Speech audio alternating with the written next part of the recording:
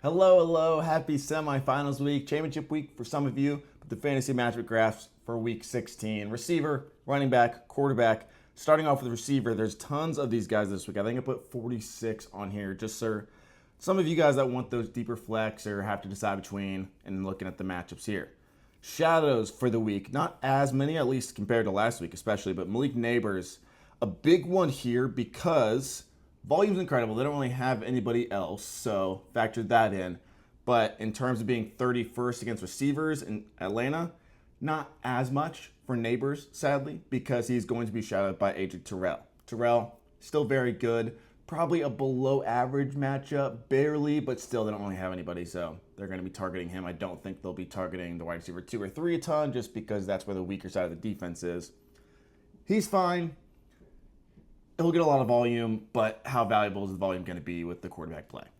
Metcalf over here, similar to a lesser extent. He's going to get Stephon Gilmore shadowing. I think I mentioned him last week, with DJ Moore. So, for example, last week, Minnesota 32nd against receivers, but Gilmore shadowed DJ Moore.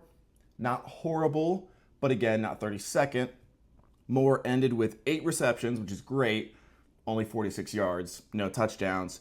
And for example, when we're looking at JSN, say, up right here, we're barely better against the slot. They're still pretty horrible. Keenan last week, 6 receptions, 82 yards, and a touchdown. So better for Smith and Jigba, but still Metcalf overall solid. Just watch out for the rain. Harrison Jr. is that third guy with shadow. He's shadowed like every freaking week, it seems like. It sets up well for McBride, I'll say. The shadow is J.C. Horn. So Carolina, not as good as it used to be, at least in my opinion. Nothing horrible. Better than what it has been for Marvin Harrison Jr. a lot of the times. The positive, I'll talk a little bit about it later with Kyler, is Carolina doesn't pressure the quarterback. They're last in the NFL, and the Cardinals surprisingly actually have a pretty good offensive line. Solid tackles there in Arizona.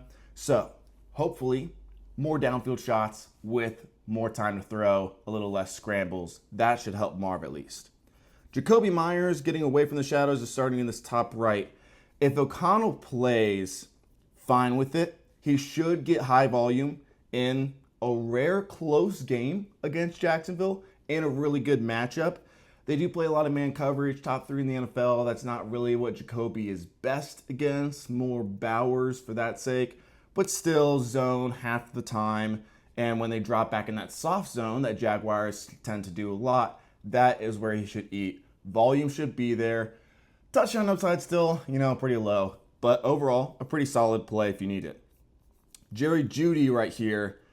With DTR, it's tough. Like, you think about how big of a difference it was going from Deshaun to Jameis. It might be a bigger difference going from Jameis to DTR.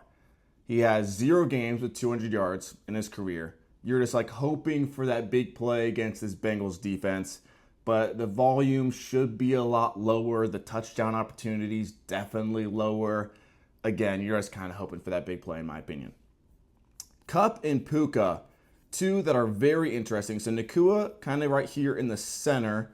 Kupp fully in the slot, a little bit better hiding behind Higgins here. He might not even play. I'll talk about that in a second.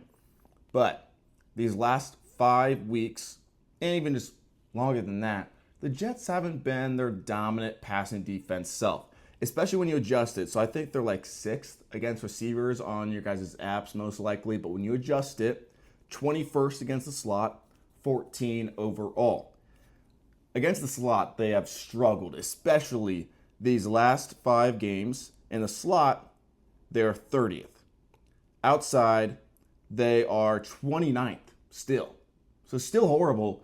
6 on the outside overall, but 14 when you combine the 2. And Puka closer to half and half. He gets about 40% still in the slot.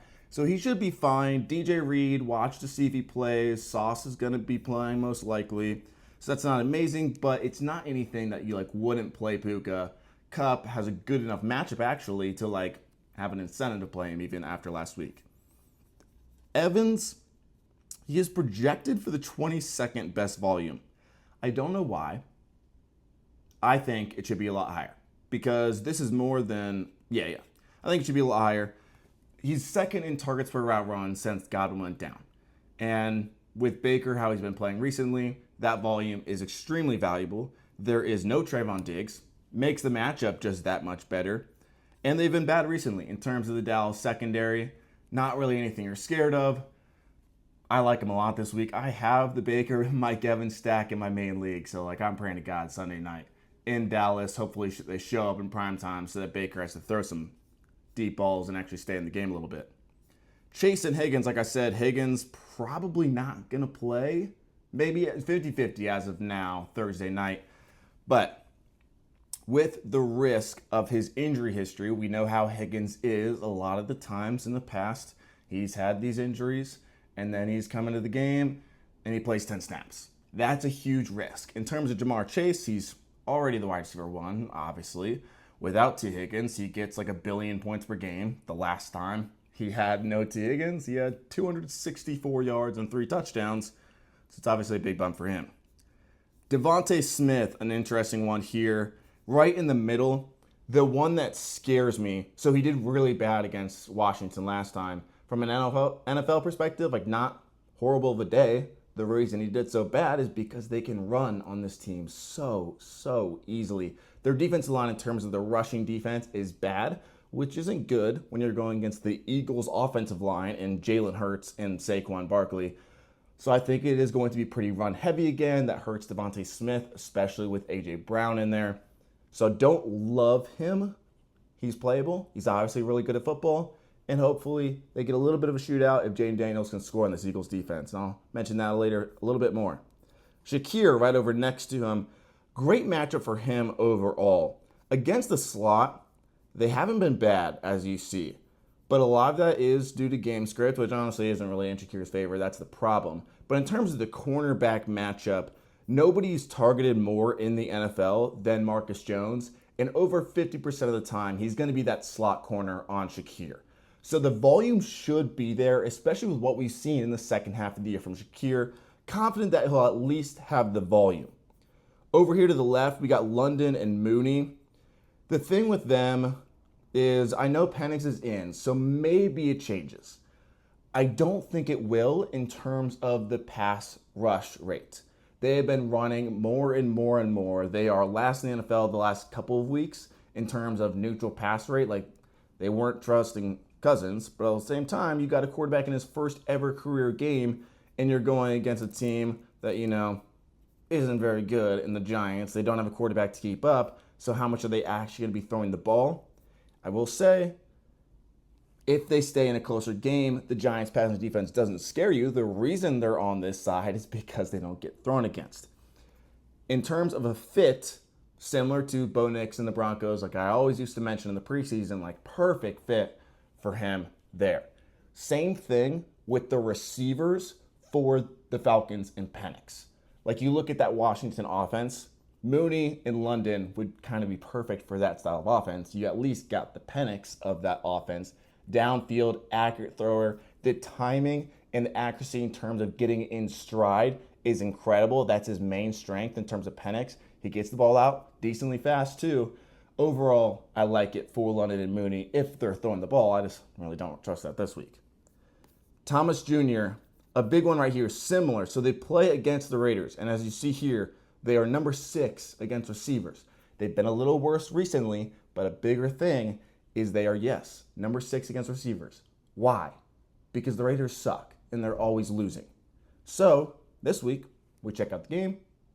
They're favored against the Jacksonville Jaguars. It should be 50-50, basically. And they are 28th in terms of EPA per pass play allowed. So they're actually bottom 5 in the NFL in pass defense. The only reason they're 6 against receivers is because they suck as a team. But if it's a game that actually stays close, or say the Raiders are winning, Thomas Jr., it's overall a pretty good matchup, honestly. You wouldn't expect it, and nobody will talk about it. That's why you're here, though. McLaurin, not the greatest matchup.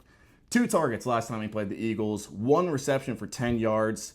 I've gotten a lot of questions about it. McLaurin is always going to be boom or bust. He always is. This week against the Eagles, it's just more so that, more extreme, and the extreme part is kind of on the bust side. The bust percentage is really high. He's still playable. He can have a good week, a little more touchdown dependent, but hopefully They're at home. Eagles can maybe get out in front. They're passing a lot. Daniels' volume was good last time they played. It just was everything else. In Tyreek Hill, an interesting one. San Fran is first against receivers when you adjust it. Number 1 against receivers. Not good, obviously. However, they are at home, so you don't have to worry about the weather. And 2, if Waddle misses, 10 times better for Tyreek Hill. So I have him in my main league. It's like a stacked dynasty league. I'm totally like buying in, win now. And I'm trying to decide if I want to play him or not. The 2 guys I'm kind of like deciding between would be like maybe Breece Hall, maybe DeVonta Adams, just because I don't really trust him fully, but still Adams probably deserves to be in there. It's kind of going to come down to, does Jalen Waddle play, in terms of my decision there. So if that helps you at all there. Moving on to running backs, we got the weekly who is playing the Carolina Panthers. Sadly, it is my opponent that has James Conner. I am terrified of him. Great matchup overall, especially considering James Conner has had a massive fall off this year in terms of receiving, and the Panthers, their weakness is 100% on the ground there. They should be favorites, set up extremely well. James Conner, I don't see anybody sitting him. Hubbard up in the top right here. I don't think people have talked about / fully realize how good his volume has actually been. Obviously, he doesn't have any competition there. However, when you're looking at the second half of the year, the offense is slowly improving. Bryce Young, obviously getting better. Second half of the year, he is number 3, I believe, in routes run, and he is number 1 in goal line attempts. He has one of the best volumes, despite the bad offense, in the NFL. Overall, tough to sit Hubbard too. I think he just has a higher floor. However, Gibbs up here, number 1 volume on the week. He is my number 1 running back for the rest of the season. I know everyone's kind of saying it. I know it's also kind of tough. Like, you have Saquon. Like, how can anyone be above Saquon with what he's done? Gibbs, it's tough to not put him at number 1. I'll just say that. Because, 1, he's already top 10 in goal line attempts and routes. Montgomery's number 2 in goal line attempts, still runs a lot of routes. So now he's getting all of that. Basically, he's going to be number 1 in the NFL in goal line attempts, most likely. He's going to be top 3 in routes. And then also, he's insanely efficient with the best offensive line in the NFL on a team that scores 35 points every other week. There's nothing not to love. He averages 23 touches per game without Monty. And those 3 games were as a rookie when he wasn't really getting the ball as much. Just those 3 games. Didn't really score many touchdowns, but he averaged like 130-something scrimmage yards per game. He's my number 1 running back the rest of the way. If you're playing against him, I'm sorry. I'll probably have to play against him in the championship if I win this week. Jacobs is set up great as well here against the Saints, just because 1, the game script, and 2, they're at home in primetime Green Bay, probably horrible weather. But again, Saints on the other side, what's their offense really going to do? This rushing rate for the Packers has been extremely run-heavy recently. I wouldn't expect anything different against this team. And we look at Robinson last week, same thing. Bijan played him, and he had 21 attempts. I would expect something very similar. Touchdown upside, very, very high. I need him to do well, again, on my team. Durendo and Kamara right here, and now they are both trending towards being out. I think Durendo is already announced out. Kamara most likely. Kendre Miller, small sample size, obviously, but incredibly efficient this year when he's been healthy. The problem for Kendre always has been he's never healthy. But when he has been on the field, he's been incredibly efficient. The receiving is a giant question mark. The rushing should be solid. I just don't know how many opportunities he's going to get if they're, getting blown out. Good against the ground. Not Atlanta. Who they're playing? Green Bay. Green Bay is really good against the ground. A little bit weaker against the pass for running backs. So it doesn't set up perfect for him there if he's not getting that receiving, because I don't think it's going to be the most efficient day on the ground compared to the average, and also not tons of volume. I don't expect the Saints team to be winning. And then Taylor versus Miami. The thing is, so it's a completely average matchup. When you have a guy like this where he's a 5th string running back, obviously San Fran, that's where you want to be the 5th string running back. However, it is unguaranteed volume. We saw this with Braylon Allen the other day, and he's way more talented than Patrick Taylor, but he came in for Breece Hall. Everyone, including myself, is like, oh, he's been the only other guy to get running back touches all year. He'll get 100% of the work, and he got 50% to Davis. I could see them using Juszczyk a lot. I could see them using Debo in the running game a lot like they had the past couple of weeks, or even Izzy Abanikanda, who they just got off of free agency. Overall average matchup. He's not a horrible flex play if you need it, but overall, not the greatest. Ford here, dead center in the middle. However, if you watched my recent video, 32nd against running backs is the Bengals over these last 5 games, and nobody is even close. I said the same thing, but they are 7 points per game, worse than the average. Nobody else is 3 points per game, worse than the average over these past 5 games. Bengals are by far the worst.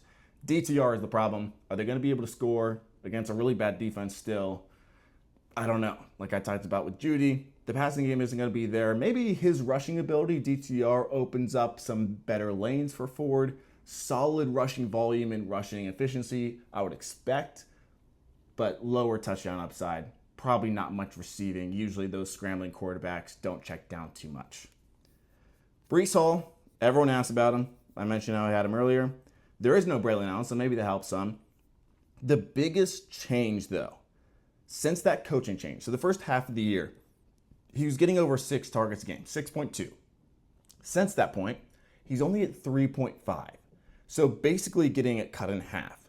It is a home game, hopefully a closer game, you'd expect, and an improved offense is why I say that. They've been doing better and better, a little bit more red zone trips, a little bit more work down there. Rams do have one of the worst rushing defensive lines that helps Hall more than most just because the Jets' offensive line is so bad. So actually, when you match up the two against each other, it's a top 10 out of the 32, top 10 out of the 32 teams in terms of matchup, even though the Jets have a horrible offensive line. The Rams are also pretty bad. So that should help him, especially compared to just the average matchup. He has a super high ceiling at the same time, especially with the injury, really low floor. Sharp, definitely a higher floor, top 5 volume. They're pretty solid against the run in terms of, where are they even playing? I just have that marked down. Minnesota, great against the run, especially as of late. Again, could be raining. That could help. He's getting the checkdowns. Hopefully Geno plays for his sake. And then Pacheco down this bottom left. I'm not super confident just because it was straight 50-50 and everything you could possibly imagine last week. Very touchdown dependent. And the bad thing, he does not have a goal line attempt with Kareem Hunt. Kareem Hunt has 100% of it this year when he's on the field. So, not ideal for a guy that is more touchdown dependent. And last but not least, but maybe kind of the least because it's the least important, quarterbacks. Kyler up top versus Carolina. I mentioned earlier about how they don't pressure. I don't know, honestly, if it is good for Kyler that they don't pressure. Because one, when you're not being pressured, what are you not doing? You're not scrambling. And Kyler's rushing has just been so bad. Like, again, I think I said it last week, just been disappointing. Last 7 games, he has had over 25 rushing yards one time. 25 yards. He used to do that every single game at minimum. 6 of the last 7 times he's been under that. So that is the worry there. A great matchup for the passing attack. Great matchup for McBride. Hopefully it stays close. He's fine. I just think he's a lower floor than people would expect in this matchup. Baker, one of my favorite quarterbacks for this week. Again, primetime in Dallas. Hopefully they show up a little bit more and start scoring. But either way, there's no Trayvon Diggs. And Baker has just been incredible. I don't think people are even realizing what he's doing. He has 285 passing yards or more, obviously, in 6 of the last 9 games.